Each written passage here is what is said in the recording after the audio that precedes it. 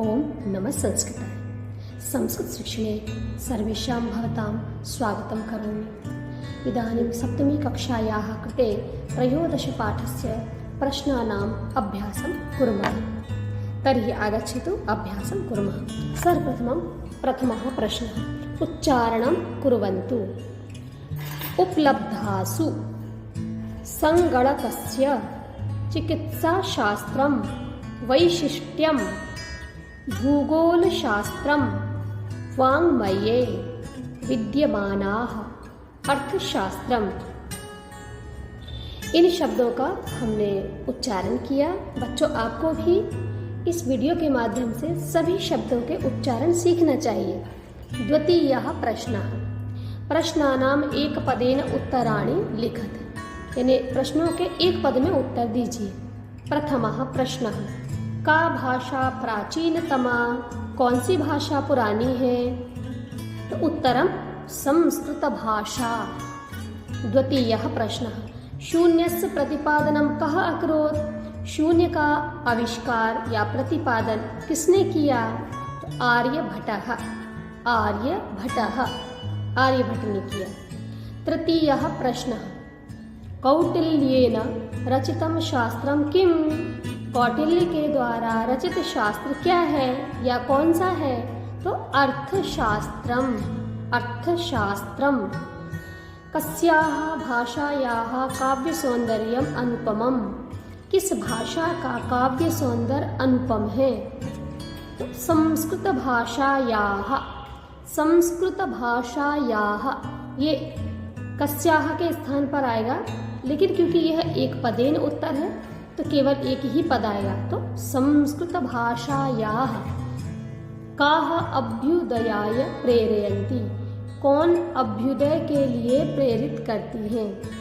तो यहाँ पर आएगा सूक्तयः। सूक्तयः। तो का के काः बहुवचन है ये प्रथमा का, तो यहाँ पर भी उत्तर बहुवचन प्रथमा का। तो सूक्तयः। इदानीं तृतीयः प्रश्नः। प्रश्नानाम् उत्तराणि एकवाक्येन लिखत। प्रथमः प्रश्नः। क्योंकि ये एक वाक्य में उत्तर देना है तो ये अब एक पद में नहीं आएंगे, ये पूरे वाक्य में उत्तर आएंगे। तो प्रथमः। संगणकस्य कृते सर्वोत्तमा भाषा का? संगणक यानी कि कंप्यूटर, और संगणकस्य यानी कंप्यूटर के लिए, कृते यानी के लिए, कंप्यूटर के लिए सबसे उत्तम भाषा कौन सी है? तो उत्तरम आगच्छति। संगणकस्य कृते सर्वोत्तमा संस्कृत भाषा अस्ति। ये जो ऊपर बिंदी, इसकी मत समझना, ये बिंदी इसकी है असल में, उसको मैं हटा ही देती हूँ। संस्कृत भाषा अस्ति। अब आगे द्वितीयः प्रश्नः। संस्कृतस्य वाङ्मयं कैः समृद्धम् अस्ति या समृद्धमस्ति? संस्कृत का वाङ्मय किनके द्वारा समृद्ध है, संपूर्ण है? उत्तरं। संस्कृतस्य वाङ्मयं वेदैः, पुराणैः, नीतिशास्त्रैः, चिकित्साशास्त्रैः आदिभिः समृद्धम् अस्ति। यहाँ पर मैंने इस शब्द को संधि करके समृद्धम अस्ति कर दिया तो थोड़ा सरल हो जाएगा पढ़ने। संस्कृत का वाङ्मय वेदों, पुराणों, नीति शास्त्रों, चिकित्सा शास्त्रों आदि के द्वारा समृद्ध है। अन्य प्रश्न। संस्कृतं किं शिक्षयति? संस्कृत क्या शिक्षा देती है? तो उत्तरम। सर्वभूतेषु आत्मवत् व्यवहारं कर्तुं संस्कृत भाषा सम्यक् शिक्षयति। सर्वभूतेषु सभी प्राणियों में आत्मवत् खुद के जैसा व्यवहारम कर्तुम व्यवहार करने के लिए संस्कृत भाषा सम्यक शिक्षयति। संस्कृत भाषा ठीक ठीक शिक्षा देती है। अग्रे। अस्माभिः संस्कृतं किमर्थं पठनीयम्? अब ये प्रश्न का पूरा सारांश जाएगा, आपका पाठ का सारांश। हमारे द्वारा संस्कृत को क्यों पढ़ा जाना चाहिए या हमें संस्कृत क्यों पढ़ना चाहिए?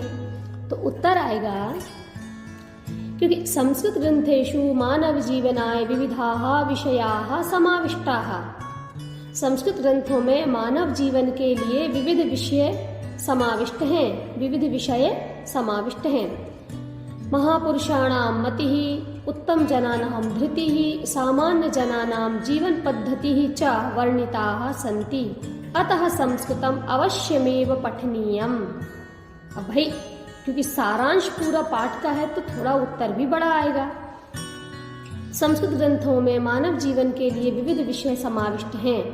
महापुरुषों की बुद्धि, उत्तम जनों का धैर्य और सामान्य जनों की जीवन पद्धति वर्णित है। अतः इसलिए संस्कृत अवश्य ही पढ़ना चाहिए। अगला प्रश्न यहाँ पर है पंचमः प्रश्नः। रेखांकितानि पदानि अधिकृत्य प्रश्न निर्माणं कुरुत। क्षम्यतां, प्रथमे चतुर्थः प्रश्नः। इकारांत स्त्रीलिंग शब्द रूपम अधिकृत्य रिक्त स्थानानि पूरयत। गति। अब यहाँ पर क्योंकि एक एक लाइन में उदाहरण दिए हैं, फिर उसी के अनुसार हमें भरना है। तो गति एक स्त्रीलिंग शब्द है, ये सारे स्त्रीलिंग शब्द दिए गए हैं क्योंकि इस पाठ में हमने स्त्रीलिंग शब्दों के बारे में भी पढ़ा है, इसलिए विशेष तौर पर तो यहाँ पर आएगा गति ही प्रथमा। गति ही गति गतयः, मति मति ही मति मतयः। तो हमने ये भर दिया गति की तरह मति को भर दिया। अब ये तो प्रथमा विभक्ति का हो गया। अब द्वितीय विभक्ति तो बुद्धि को ले लिया। बुद्धि का द्वितीय कैसे भरा? बुद्धिम बुद्धि बुद्धि ही। तो प्रीति का बना लेंगे प्रीतिम प्रीति प्रीति ही। तृतीया में एक नीति शब्द लिया है, एक शांति शब्द लिया है। ये सभी स्त्रीलिंग के हैं। नित्या नीतिभ्याम नीतिभिः, शांत्या शांतिभ्याम शांतिभिः। अब चतुर्थी विभक्ति के लिए मति और प्रकृति लिया है। मत्यय या फिर मतये, ये दोनों रूप बन सकते हैं। मतिभ्याम मतिभ्यः। तो फिर यहाँ आ जाएगा प्रकृत्यय प्रकृत्यय या प्रकृतये प्रकृतिभ्याम प्रकृतिभ्यः। पंचमी में कीर्ति और गीति ले लिया। कीर्त्याः या फिर कीर्तेः, ये दो में से कोई भी बना सकते हैं आप। कीर्तिभ्याम कीर्तिभ्यः, गीत्याः या गीतेः गीतिभ्याम गीतिभ्यः। षष्ठी में सूक्ति और कृति ले लिया है। सूक्तेः सूक्त्याः सूक्त्योः सूक्तीनां। कृतिका कृतेः कृत्याः कृत्योः कृतीनां। ये पंचमी और षष्ठी में दो दो रूप बन रहे हैं और दोनों ही सही हैं। कहीं भी किसी भी रूप का प्रयोग कर्तुं शक्यते। अब सप्तमी में धृति और भीति। धृतौ या धृत्याम, ये दोनों बन रहे हैं। इसमें भी दो रूप बन रहे हैं सप्तमी में। धृत्योः और यहाँ पर जाएगा धृतिषु। ठीक उसी प्रकार यहाँ पर भीति का बना लिया है। तो भीति का क्या बनाया? भीतौ या भीत्याम, धृतौ धृत्याम, भीतौ भीत्याम, धृत्योः भीत्योः, धृतिषु भीतिषु। ये सप्तमी पर्यंतम शब्दाः। अब संबोधन का दिया है मति का। हे मते हे मति हे मतयः, ये संबोधन। तो अत्र प्रथमा विभक्तितः सप्तमी संबोधन पर्यंतम विभक्त्यानुसारं वचनानुसारं शब्दानां शब्दरूपाणि वयं पठितवन्तः। इदानीं पंचमः प्रश्नः। पंचम प्रश्ने रेखांकितानि पदानि अधिकृत्य प्रश्न निर्माणं कुरुत। रेखांकित पदों को ध्यान में रख करके प्रश्नों का निर्माण कीजिए। उत्तर दिए हैं, प्रश्न बनाना है। यथा संस्कृते ज्ञान विज्ञानयोः निधिः सुरक्षितोऽस्ति। तो निधि इसमें अंडरलाइन है। संयोजक चिह्नम् अस्ति। अस्मिन् शब्दे संयोजक चिह्नम् अस्ति। अस्मिन् स्थाने वयं प्रश्नवाचक शब्द प्रयोग कुर्मः। चेत् प्रश्न निर्माण। संस्कृते ज्ञान विज्ञानयोः का सुरक्षितोऽस्ति। क्योंकि निधि स्त्रीलिंग शब्द है तो यहाँ पर का आ जाएगा। का सुरक्षितोऽस्ति, निधि स्थाने का आगच्छति। अग्रे संस्कृतमेव संगणकस्य कृते सर्वोत्तमा भाषा। अब इसका अस्य प्रश्न निर्माणं कुर्मः चेत् संस्कृतमेव कस्य संगणकस्य अस्मिन् स्थाने कस्य आगच्छति। तो कस्य कृते, संगणकस्य कृते, तो कस्य कृते सर्वोत्तमा भाषा। अग्रे शल्यक्रियायाः वर्णनं संस्कृतसाहित्ये अस्ति। संस्कृतसाहित्ये अस्मिन् शब्दे संयोजकचिह्नम् अस्ति चेत् अस्मिन् स्थाने प्रश्नवाचक शब्द लिखामः। चेत् प्रश्ननिर्माणं शल्यक्रियायाः वर्णनं कुत्र अस्ति। यः साहित्ये अस्ति तो सप्तमी विभक्ति अस्ति। अस्मिन् शब्दे सप्तमी विभक्ति अस्ति चेत् सप्तमी विभक्ति इति स्थाने कुत्र शब्द लिखामः। तो कुत्र अस्ति न बोधनं भवति न। तो शल्यक्रियायाः वर्णनं कुत्र अस्ति। शल्यक्रियायाः वर्णनं संस्कृतसाहित्ये अस्ति। अग्रे वरिष्ठान् प्रति अस्माभिः प्रियं व्यवहर्तव्यम्। वरिष्ठान बड़ों के प्रति हमारे द्वारा प्रिय व्यवहार करना चाहिए। किनके प्रति, तो किनके प्रति के लिए हम लिखेंगे वरिष्ठान अस्मिन् स्थाने कान। वरिष्ठान कान, कान प्रति अस्माभिः प्रियं व्यवहर्तव्यम्। कान प्रति अस्माभिः प्रियं व्यवहर्तव्यम्। छात्राः एते प्रश्नाः वयं षष्ठः प्रश्नः उदाहरणानुसारं पदानां विभक्तिं वचनं च लिखत। अब यहाँ पर आपको पद दिए गए हैं, अब आपको विभक्ति और वचन लेखितव्यम।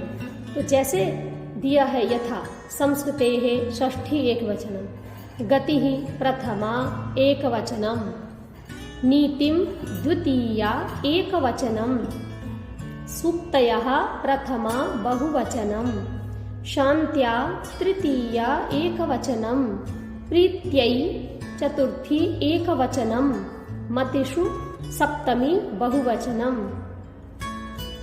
छात्राः एतेषां पदानां कृते भवन्तः शब्दरूपाणि अभ्यस्यन्तु। यदि आपको शब्दरूप याद है तो आप बहुत अच्छे तरीके से इन प्रश्नों के उत्तर कर सकते हैं। अग्रे सप्तमः प्रश्नः यथा योग्यं संयोज्य लिखत। यथा योग्य यानी क स्तंभे दीयते शब्दाः और ख स्तंभे अपि दीयते पदानि, तो वयं संयोजनं कुर्मः। कौटिल्येन, कौटिल्य के द्वारा क्या किया गया, तो अर्थशास्त्रं रचितम्। ये प्रथम प्रश्नस्य प्रथम पदस्य उत्तराणि। चिकित्साशास्त्रे चरकसुश्रुतयोः योगदानम्। चिकित्साशास्त्रे चरकसुश्रुतयोः योगदानम्। चिकित्सा शास्त्र में चरक आचार्य सुश्रुत का योगदान है। शून्यस्य आविष्कर्ता शून्यस्य आविष्कर्ता आर्यभट्टः। आर्यभट्ट ने शून्य का आविष्कार किया था। संस्कृतं ज्ञान विज्ञान पोषकम। संस्कृतम ज्ञान विज्ञान पोषकम, संस्कृत ज्ञान विज्ञान को पोषण करने वाली है। सूक्तयः अभ्युदयाय प्रेरयन्ति। अभ्युदयाय प्रेरयन्ति, सूक्तियाँ अभ्युदय के लिए प्रेरित करती हैं। इस प्रकार सप्तमः प्रश्नः सम्पन्नः। ध्यातव्यम, ये आपको पढ़ने योग्य है, समझने योग्य है। इस पाठ में जो शब्द दिए गए हैं यथा स्मृति, नीति, संस्कृति, सूक्ति, परिस्थिति, पद्धति, दृष्टि, धृति, नीति, शांति, प्रीति इत्यादयः शब्दाः प्रयुक्ताः सन्ति। एते शब्दाः गति मति शब्दवत् स्त्रीलिंगे प्रयुक्ताः भवन्ति। यानी जो ऊपर जो शब्द दिए हैं स्त्रीलिंग, इनको आप गति और मति शब्द की तरह स्त्रीलिंग में प्रयोग करेंगे। जैसे गति और मति के शब्द रूप बनते हैं वैसे ही ये ऊपर दिए गए शब्दों के शब्द रूप निर्माण होंगे। एतेषां शब्दानां चतुर्थी पंचमी षष्ठी सप्तमी विभक्तीनाम एक वचने द्वे द्वे रूपे भवतः। ये भी दिया गया है कि इन शब्दों की चतुर्थी पंचमी और षष्ठी और सप्तमी विभक्तियों के एक वचन के दो दो रूप होते हैं, यहाँ पर देखो बताए भी गए हैं। फिर इसके बाद में यहाँ पर गणित शास्त्र को इंग्लिश में क्या कहते हैं वो दिया गया है, चिकित्सा शास्त्र को, वास्तु शास्त्र को, फिर रसायन शास्त्र को, ज्योतिष शास्त्र को और विमान शास्त्र को। इन शब्दों के बारे में आपको पता होना चाहिए कि इन शब्दों को हम और क्या कहते हैं, जिससे कि आपको अच्छे से समझ में आए। और इसका उल्टा भी, मैथमेटिशियन है या मैथमेटिशियन है तो आपको गणित शास्त्री पता होना चाहिए। अगर यहाँ पर आप कह रहे हैं कि केमिस्ट्री, तो आपको रसायन शास्त्र पता होना चाहिए। एरोनॉटिक्स, तो एरोनॉटिक्स का आपको विमान शास्त्र पता होना चाहिए। एस्ट्रोनॉमी का ज्योतिष शास्त्र आपको पता होना चाहिए। बच्चों, आज आपने ये अमृतम संस्कृतम इसके बारे में पढ़ा और इनके प्रश्नों के उत्तर किए। मुझे आशा है कि आपको सभी प्रश्नों के उत्तर समझ में आए होंगे। इस पाठ का हिंदी अनुवाद भी आप अपने मन से, जो मैंने पढ़ाया है पिछले वीडियो में, उसके आधार पर अपनी उत्तर पुस्तिका में इस पाठ का पूरा हिंदी अनुवाद भी लिखना है। अस्तु, धन्यवाद।